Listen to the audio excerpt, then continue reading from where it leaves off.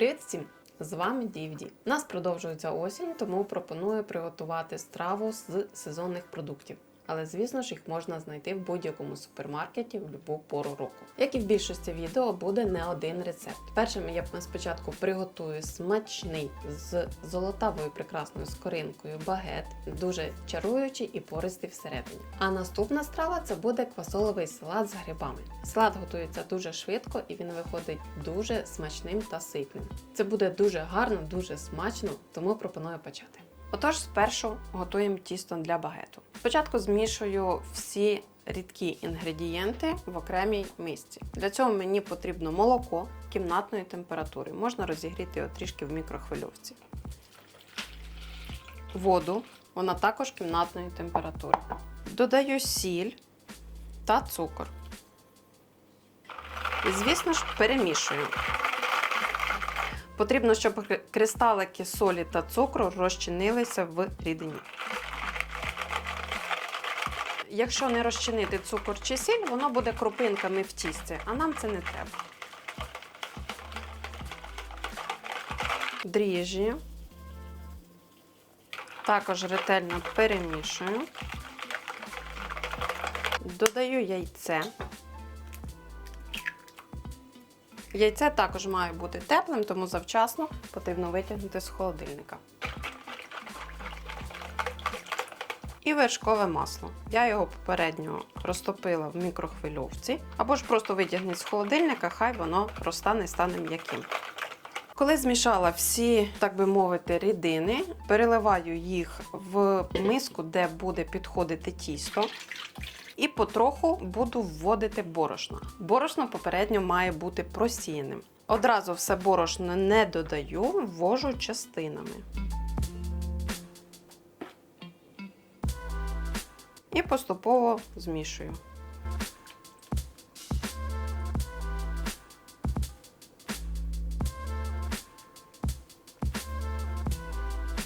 Перемішуйте лопаткою чи ложкою тісто до тих пір, поки воно не стане вже густим, таким, щоб можна було вимішувати руками.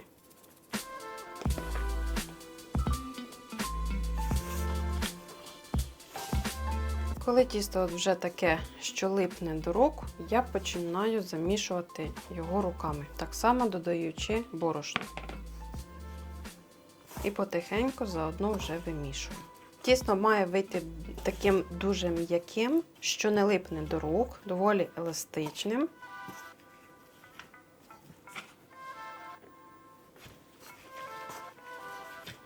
Якщо вам буде зручніше, ви можете його вже витягнути з миски.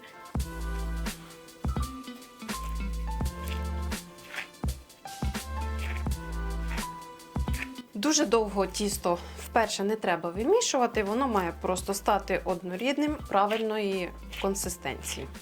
Але обов'язково воно не має бути твердим. Воно має бути м'якеньким і приємним. Тепер його потрібно поставити підійматись. Це має бути місце без протягів і тепле місце. В моєму випадку це духовка, електродуховка, вона розігріта до 40-50 градусів. При цій температурі буде гарно підійматись тісто. Якщо у вас не електродуховка, то тоді в будь-яке місце, де не буде протягів, буде доволі тепло. Я перекладаю тісто в ту ж миску, де вимішувала його, і закрию харчовою плівкою.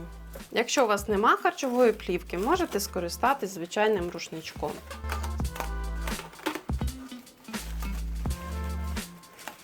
Залишаю тісто підійматись на 1 годину.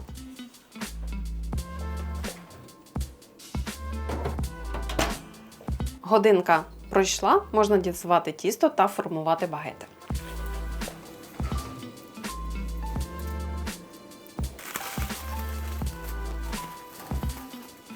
Ось так гарно підійшло тісто, в 2 рази точно. Тепер потрібно його перекласти на поверхню робочу. Я попередньо трішки припилю борошном. Тепер, щоб руки не липли до тіста, я візьму небагато олії на руки, змащую руки і дістаю тісто.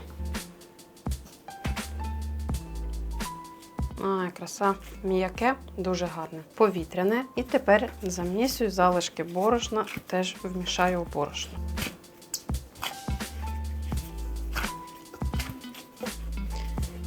Є. Тепер Тепер цю порцію ділю на двоє. Якщо на око не виходить, однакові половинки зробити, тоді на ваги. Кидаєте, щоб однакова вага тіста була. І тепер кожну половинку потрібно розкачати. Спочатку ось так руками. Трішки борошна. Я часто люблю змащувати руки маслом, так і не треба додавати борошна, щоб не забити тісто. І при цьому тісто не липне до рук. Потрібно розкачати в прямокутник.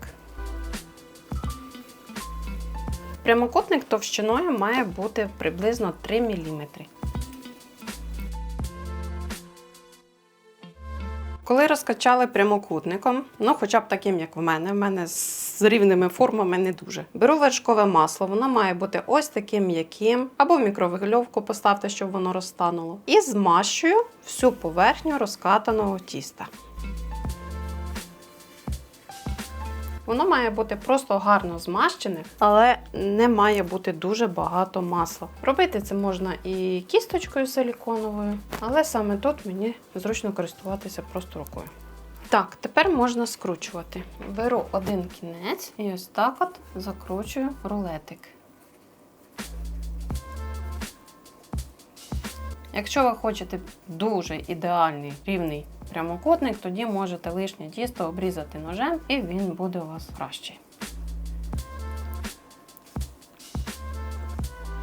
Так. Тепер я цю сторону, де край тіста, я трішки защіпну, перевертаю на цю сторону і защіпую краї.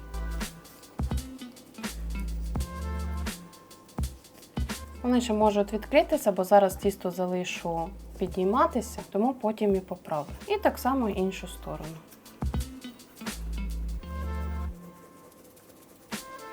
І одразу ж цей виріб, зараз покажу, кладу на пергамент. Ось деко, пергамент, і я зробила ось таку штуку із фольги, для того, щоб, якщо випадково тісто трішечки рідше, щоб сам виріб не розтікався, бо потім багет буде не стільки високий, як широкий. Тому я ось таке зробила для того, щоб він більш-менш тримав форму. Берете акуратно виріб і вкладаєте посерединці.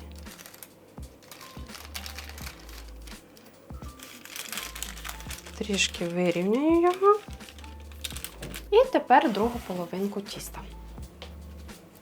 Коли сформували обидва багета, виклали на деко, де буде він випікатися, накриваю зверху плівкою харчовою, щоб менше обвітрювалось. Але перед цим трішечки притрушу борошном, щоб також воно не обвітрювалось. Буквально трішечки. Ось так. Все як завжди. Десь впаде, десь розсипеться. Це ж буду не я, якщо такого не станеться. Ось так буквально прикрити. Можна накрити також рушничком. Воно трішки підсохне, не без того, але так буде ліпше, ніж взагалі ніяк. Ставлю підніматись тісто на 1 годину. Поки тісто на багет підіймається, я приготую салат. Цей салат я дуже полюбляю. Його часто готую вдома, бо він дуже ситний, дуже простий і дуже легко готується. Тож спершу мені потрібна квасоля. Квасоля має бути консервована, можете обирати або білу, або червону, але не в томатному соусі, а в власному соку. Я обрала червону. Вона мені більше смакує. Висипаю окрему ємність. Далі додаю гриби. Гриби в мене домашні, точніше лісові. Що було, то й маємо. Можна їх замінити на шампіньйони. Можна замаринувати шампіньйони або купити готові замариновані шампіньйони. Чесничок. Кількість чеснику за смаком розчавлюю сюди ж. У мене один великий зубчик, дуже великий. Далі мені потрібен твердий сир, будь-який, який ви полюбляєте, головне твердий. І натираєте на велику тертку.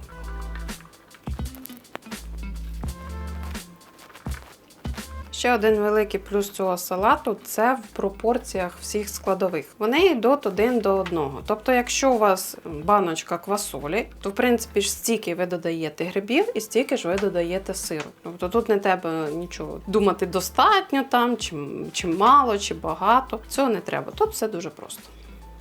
Тепер я в салат додаю сухарики. Сухарики можете брати, які ви полюбляєте. Я люблю такі багетні, смак зелені і сметани, щось таке. Це одна велика пачка на таку кількість салату. Взагалі бажано сухарики додавати до цього салату безпосередньо тоді, коли ви будете його їсти. Тобто, в принципі, порційно. Він так не буде розмокати і так буде смачніше. Заправка до цього салату – це майонез. Майонез в мене зараз магазинний. Вирішила цього разу домашній не готувати. Додаю майонез і тепер ретельно все перемішую. Майонез не поспішайте додавати одразу, якщо вам здається, що мало. Краще перемішати повністю, а потім додати. Здавалося, що його буде мало, а його, виявляється, немало. Сіль ви додаєте за бажанням, за смаком, я ж додавати не буду. Бо тут солонуватий майонез і сир.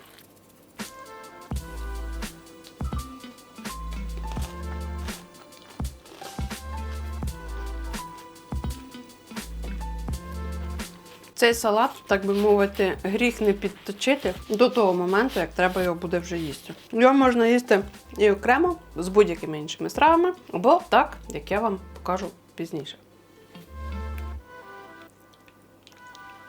Пройшла ще 1 годинка і вже можна діставати виріб, що піднявся. Дуже сильно піднявся. І тепер зроблю надрізи.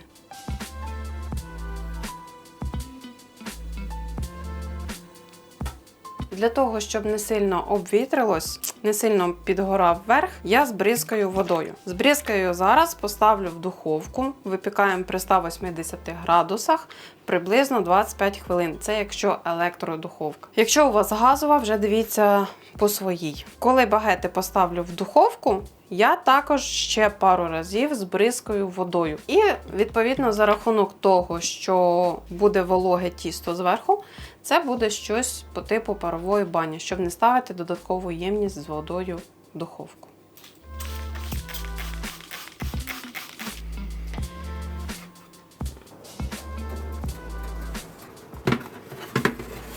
Прямо ось так. Буквально пару разів, можливо 2-3 хвилинки, коли воно вже підсохне, буде дуже сухе, я ще раз побризкаю водою. І чекаємо, поки випечеться.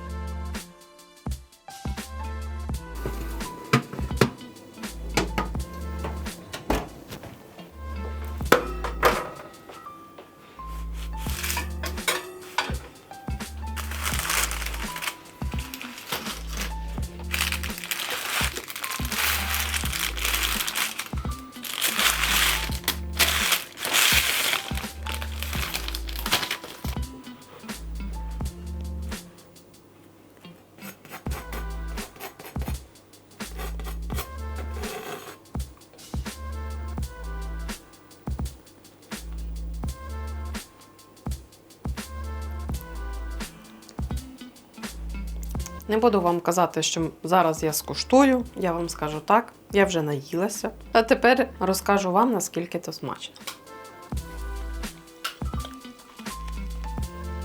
Хрусткий.